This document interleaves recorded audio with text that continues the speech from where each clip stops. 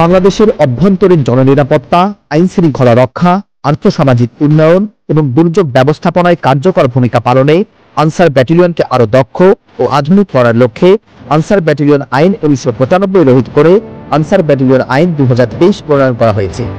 এই আইনের ধারা 19-এ সংক্ষিপ্ত আনসার ব্যাটালিয়ন আদালত গঠনের বিধান অন্তর্ভুক্ত করা হয়েছে, যার মাধ্যমে আনসার ব্যাটালিয়ন সদস্যদের শৃঙ্খলা ভঙ্গ, রাষ্ট্রীয় নিরাপত্তা লঙ্ঘন, কর্তব্যে অবহেলা, প্রতারণা কিংবা জালিয়াতি সহ বিভিন্ন গুরুতর অপরাধের দ্রুততর বিচার ও দণ্ড প্রদানের ক্ষমতা সংক্ষিপ্ত আনসার ব্যাটালিয়ন আদালতকে অর্পণ করা হয়েছে।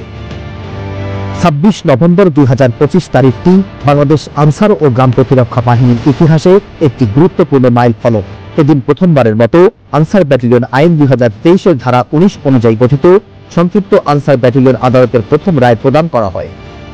উক্ত রায়ে রেজি নাম্বার 31851 ল্যান্স নায়েক মোহাম্মদ আব্দুর রহমান কাপ্তাই আনসার ব্যাটালিয়নকে আইনের ধারা 20-এর 1-এর ক অনুযায়ী বাহিনীর গোলাবারুদ পরিকল্পিতভাবে হারানো অথবা প্রতারণার আশ্রয়ে তছরূপ অপরাধে দোষী সাব্যস্ত করা হয়। ঢাকা রেঞ্জ কমান্ডারের নেতৃত্বে গঠিত বিজ্ঞ আদালত তাকে 60 দিনের সশ্রম কারাদণ্ড প্রদান করে এবং কারাগারে প্রেরণের আদেশ দেন। মামলার তদন্তে জানা যায়, ল্যান্স নায়েক মোহাম্মদ আব্দুর রহমান 16 জানুয়ারি 2025 তারিখে জাতীয় সংসদ ভবনের 6 নম্বর গেটে দায়িত্ব পালনকালে তার নামে ইস্যুকৃত 7.62 মিলিমিটার রাইফেলের দুটি চার্জার সহ 20 রাউন্ড গুলি হারিয়ে ফেলেন। রাষ্ট্রের অত্যন্ত গুরুত্বপূর্ণ স্থানে দায়িত্ব পালনের সময় এমন অবহেলাকে বাহিনী কোনোভাবেই প্রশ্রয় দেয়নি। 25 ও 26 নভেম্বর 2025 তারিখে উপমহাপরিচালক ঢাকা রেঞ্জের সভাপতিত্বে বাহিনীর ঊর্ধ্বতন কর্মকর্তাদের সমন্বয়ে সংক্ষিপ্ত আনসার ব্যাটালিয়ন আদালত পরিচালিত হয়।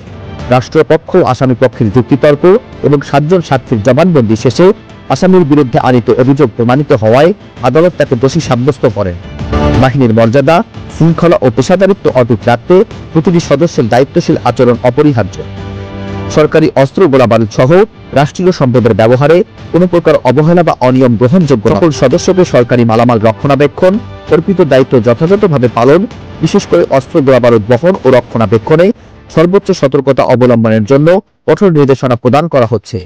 যে কোনো অনিয়ম, অবহেলা বা শৃঙ্খলা ভঙ্গের ক্ষেত্রে আনসার ব্যাটালিয়ন আইন 2023 অনুযায়ী যথাযথ ব্যবস্থা গ্রহণ করা হবে। আনসার ব্যাটালিয়ন সদস্যকে অর্পিত দায়িত্ব সর্বোচ্চ নিষ্ঠা, সতর্কতা ও পেশাদারিত্বের সাথে পালন এবং রাষ্ট্রীয় নিরাপত্তার সংবেদনশীলতা বজায় রাখা ও আইনের প্রতি শ্রদ্ধাশীল থাকার জন্য নির্দেশনা প্রদান করা হলো।